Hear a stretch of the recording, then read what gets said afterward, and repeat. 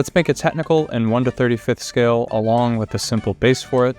Now this video is something new that I'm trying. I want to show the process from more of a 10,000 foot level. So if there's any specific aspect of it that piques your curiosity and you want to know more about, I've got individual videos for all of the steps of making this. But like I said, I wanted to try kind of combine it together. A little bit more of a relaxing vibe, less of the explanatory vibe of how I'm doing everything. Let me know down below if you like this style of videos, and let's get into building the technical together.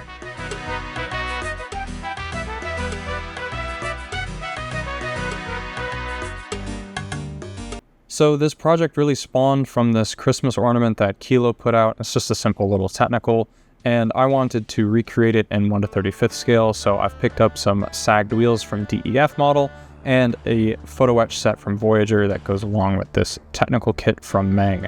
These technical kits have been out for quite some time, but they recently just reshot the molds, so now they're more readily available, and I like doing wheeled vehicles like this as almost a refresh of my mojo, just something fun to build. There's not a lot of hassle behind building a wheeled vehicle, and it's a nice outlet if you just want to put something together, paint it relatively quickly, and it gives you a lot of freedom when it comes to weathering. And for me, weathering is one of the most enjoyable processes or parts of building a scale model. Normally when I have a photo etch aftermarket set, I like giving a quick read through of the instructions and just marking down anywhere where I'm going to have to replace the kit parts with the photo etch parts. From there, it's just a matter of diving in and getting this kit assembled. It went together fairly easily, no major headaches. There's a couple areas on the bed where the ejector pin marks were visible, but it wasn't anything some Tamiya putty couldn't fix.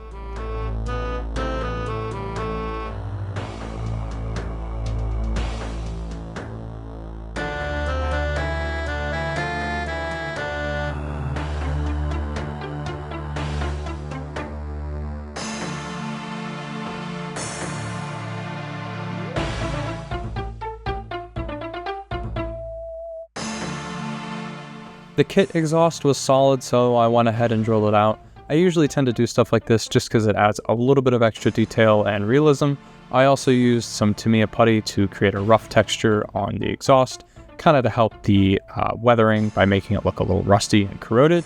I do stuff like this whenever it pops up, and so as a result of that, it's back to assembly.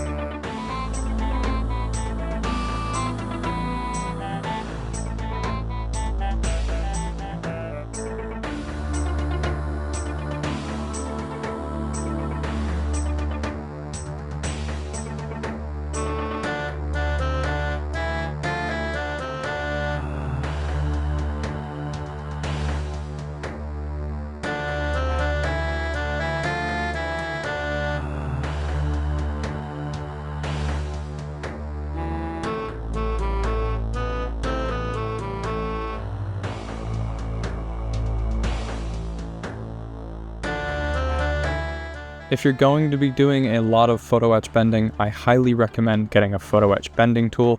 It makes your life a heck of a lot easier.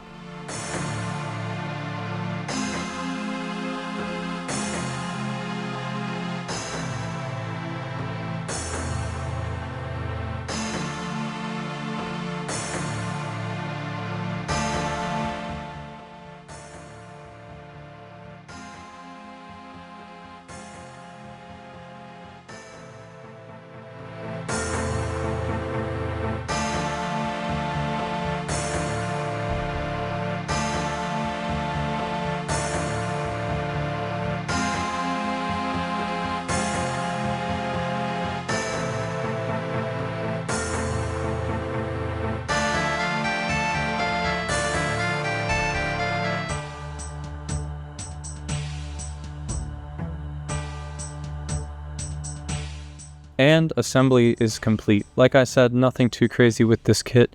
All the difficulty came in terms of the aftermarket photo etch set, but even that wasn't too difficult. Fairly straightforward build, and now it's time to get into the painting. I've built everything in sub-assemblies and left it separate for easy painting, and now it's time to prime everything. I like using rattle can primer just because it's quick and easy, and I don't have to worry about cleaning my airbrush out.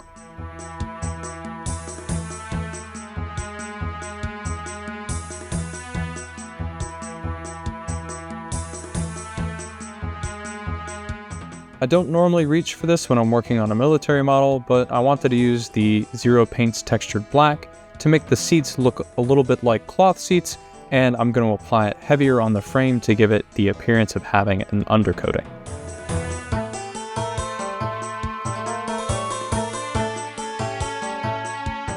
Now, because the color of the Christmas ornament was a little wonky, I looked at Toyota Hilux colors, found one that I liked, and went to Splash Paints to get a custom mix. And I'm using these Masterpiece Models modeling stencils. I normally don't model my ground vehicles, but because I've been building a lot of planes lately, I've started to really like the tonal variation that the modeling gives. And when I have a lot of large panels like this, I like using these stencils because they're just more random than I can be freehand. When I have a lot of small panels, I tend to just freehand it.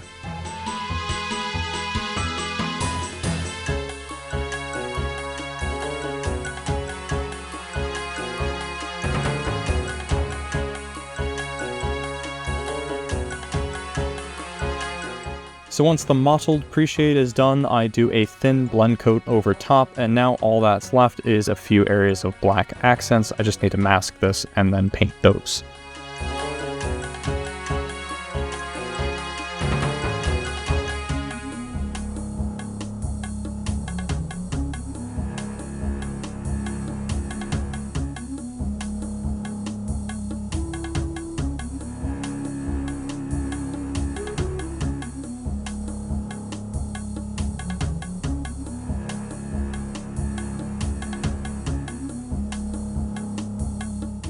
And because I want this to be the Christmas ornament in scale, I've made a stencil of the Kilo logo, and then I've gone ahead and masked everything off. I just did around the stencil with masking tape and did the rest with some saran wrap. I'm using this sand color from Hakata Hobby just because I think it's going to be a nice contrast between the green kind of... I don't even know how to describe the color, but between that color of the technical and the logo itself, I'm going to do the ZU-23-2 in the same shade of sand as well. Lots of S's there.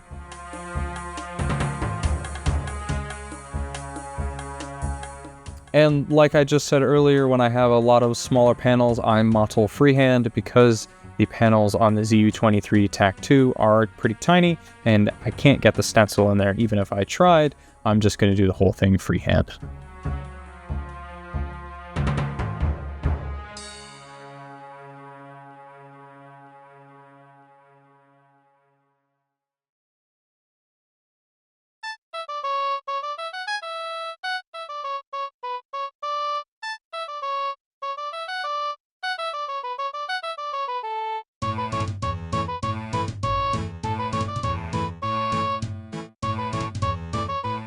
Because the seals around the windows on this are rubber, I'm going to be using Splash Paints Rubber Black for these.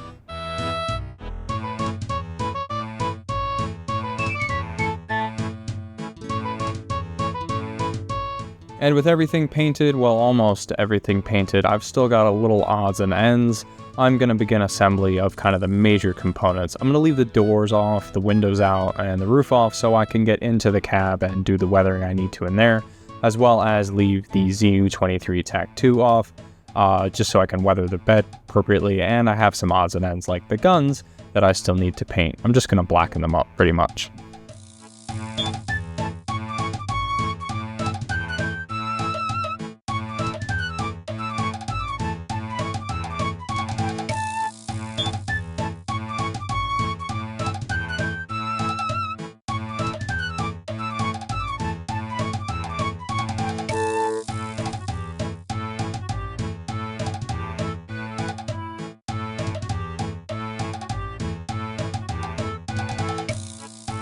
For instrument panels, I like using this wet effects from Ammo by Mig to make the instrument panels have a nice glossy appearance, whether it be plastic over top the instruments or glass. Some people like using clear. I just tend to reach for this wet effects fluid because it's quick and easy.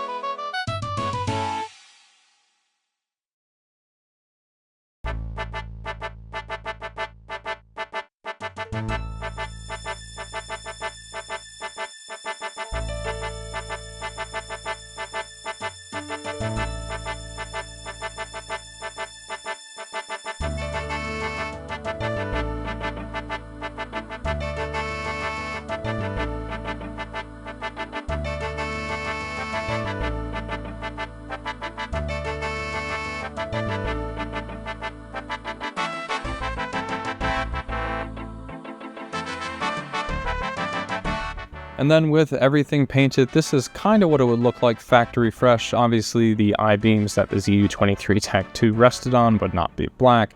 I've dry fit a lot of this stuff together just so I can kind of show you what it would look like factory fresh. But now the real fun, in my eyes, begins with the weathering process.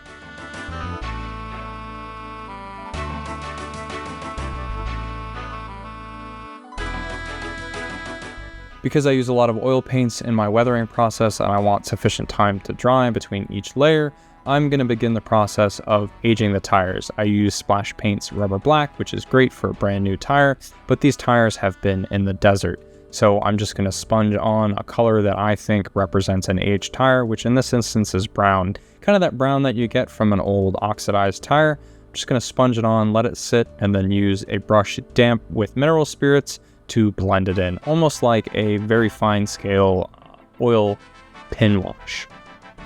I'm gonna layer this a few times just with a few different colors to get the look that I think is right. A little hard to capture it on film. Anyway, just with my lighting set up at the workbench. I've got a polarizing lens there that I was trying to adjust, and in the end, here's a photo of what they look like. To do rust and stuff on large areas, I've started turning to this U-Rust from Ammo by Mig just because I like the very corroded steel effect that it gives.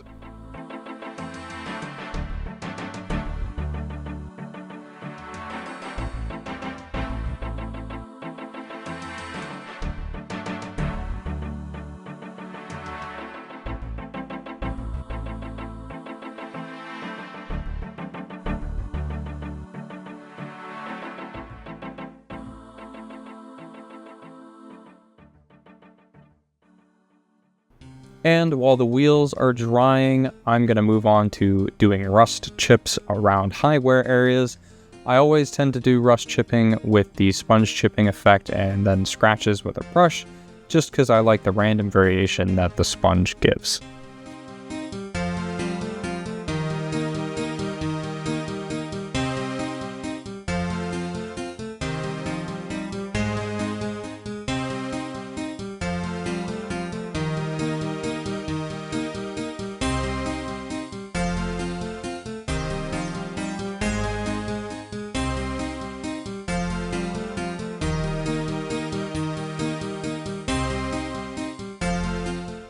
I've combined the sponge chipping technique along with the Ammo by Mig U-Rust in the bed of the pickup here, and now I'm applying some rust-colored oil paint that I'll blend into the surface the same way I blended the oils into the tire.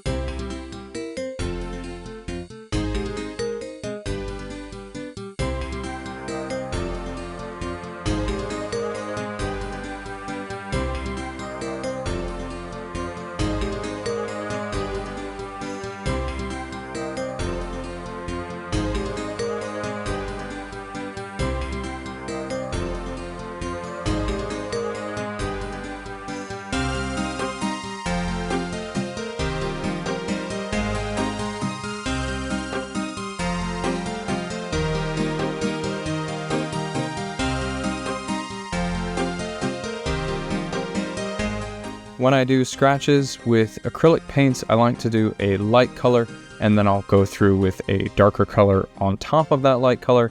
It's the original scratch in my mind. It's older, so it's going to be darker rust, and the lighter rust that surrounds it is newer, fresher, as that scratch is spreading.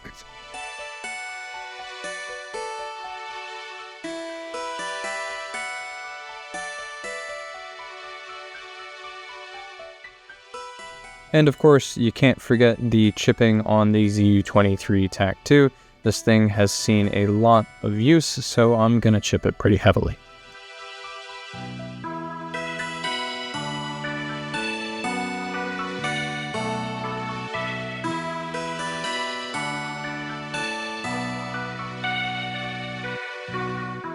Something new I've started doing lately to get very fine streaks is I'll take a dot of the oil color that I want the streak to be.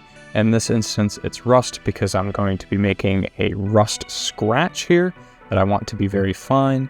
And then once I've got that laid down, I'll take the same brush, usually damp with enamel spirits, and just drag that dot of oil out into a very fine scratch or streak.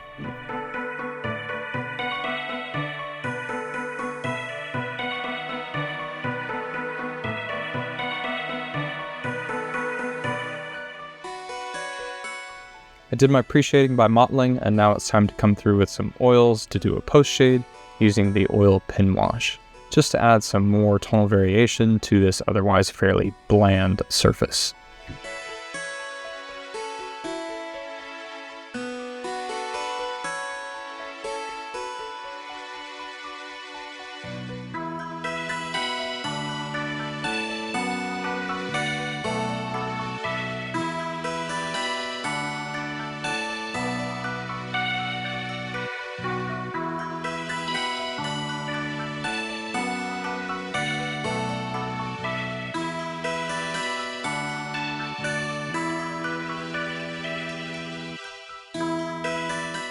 So once I've got the colors all laid out, I'll go through with a brush, damp with enamel spirits like everything else I've done with the oils, and just blend it into the surface.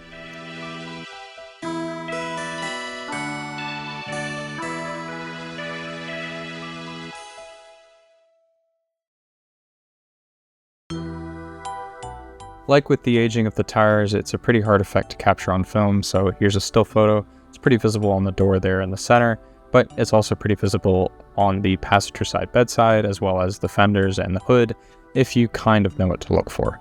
I like doing my pin wash subtle like that, just because I don't want it to be overly dramatic. And now that all of the oils have dried on the tire, with this being the spare, I'm going to go ahead and make it pretty dusty, as this is going to be sitting in the bed. So I'm going to sponge some oil on and blend it off. I'm using a lot more oil here than I would on the actual tires that are on the vehicle, vice the spare, but the spare's sitting flat in the bed, so it's going to get a lot of dust buildup, and I want to emulate that.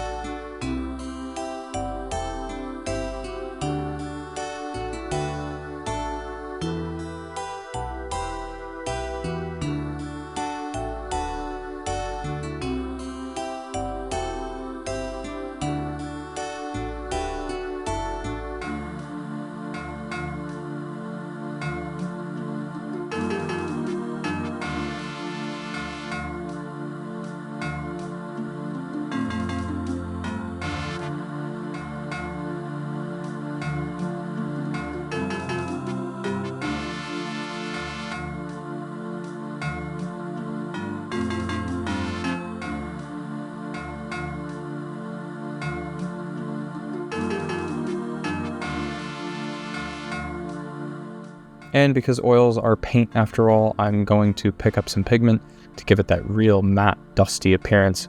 I'm going to load the tread with pigment and then brush the excess off on the outside of the tread, basically so just all the little grooves are filled with pigment.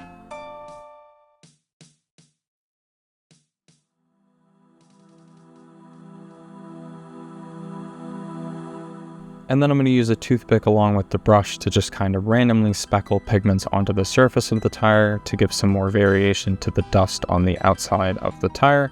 And then I'm going to lock that in place at first using some white spirits, and then I'll go back through and apply a very thin dust wash to truly lock it in place. The enamel spirits just kind of help it flow, get it to where I want it to be, and hold it in place long enough that I can let it dry, see how it's flowed, remove any excess, and then I can go ahead and apply a final oil wash that will truly lock it in.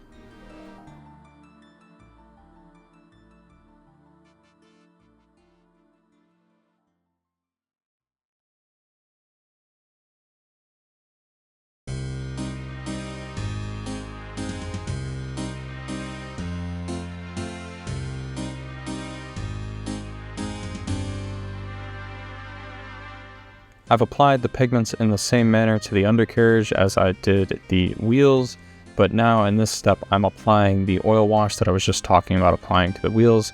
I've just taken oil paint and thinned it down pretty heavily. This will lock it in, mix with the pigment, give a nice variation, and also make sure it doesn't accidentally rub off.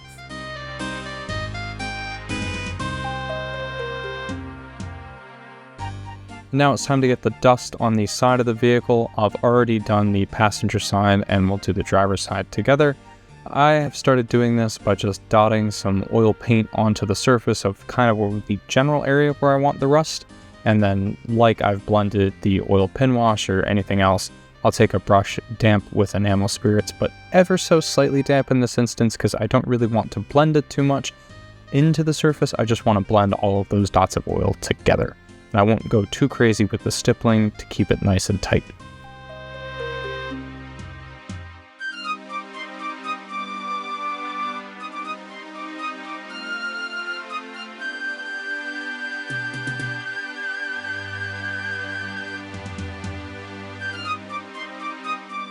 And here I'm using that same dot and then streak technique to create some dead bug splatters on the hood.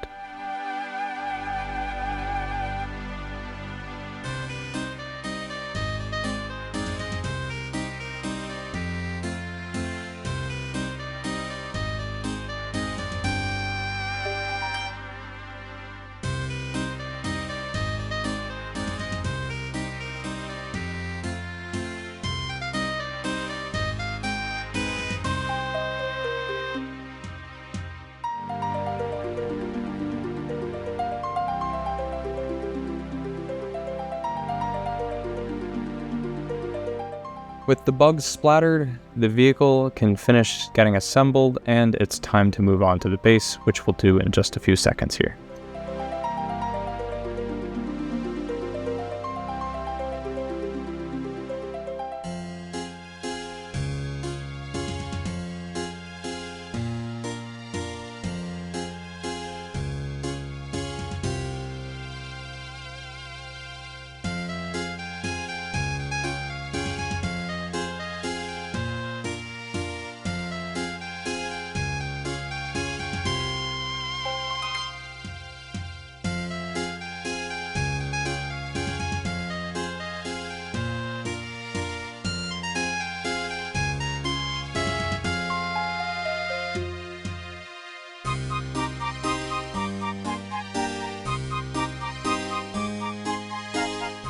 Generally speaking, I carve all of my bases out of expanded polystyrene foam using a couple different sized hobby knives and then finishing up the shape with sandpaper.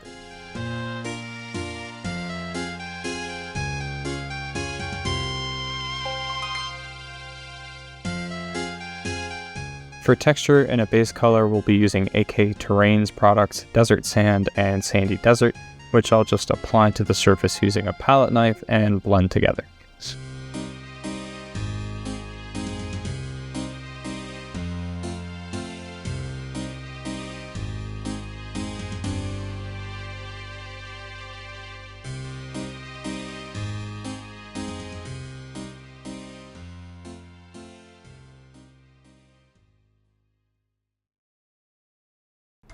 Once the textures have dried, I'll apply the same North Africa dust that I applied on the vehicle to the base, just to blend the colors of the base together and give it a nice matte appearance.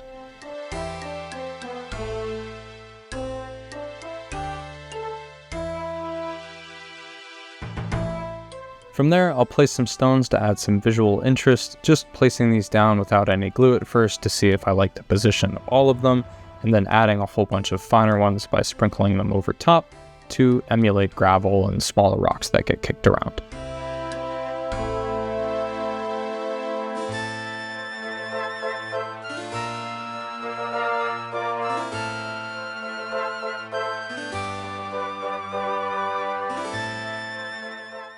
And once the rocks are all in place, I'll add some foliage, again just to add some more visual interest and working off my reference photos.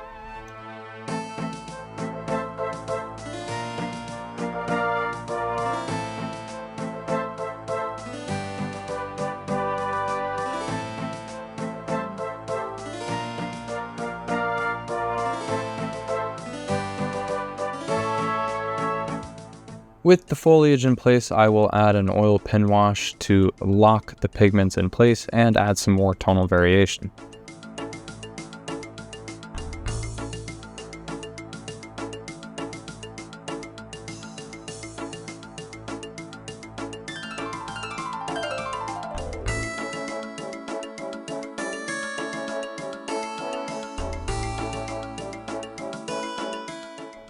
All that's left now is to paint the sides black, and we can call this one done.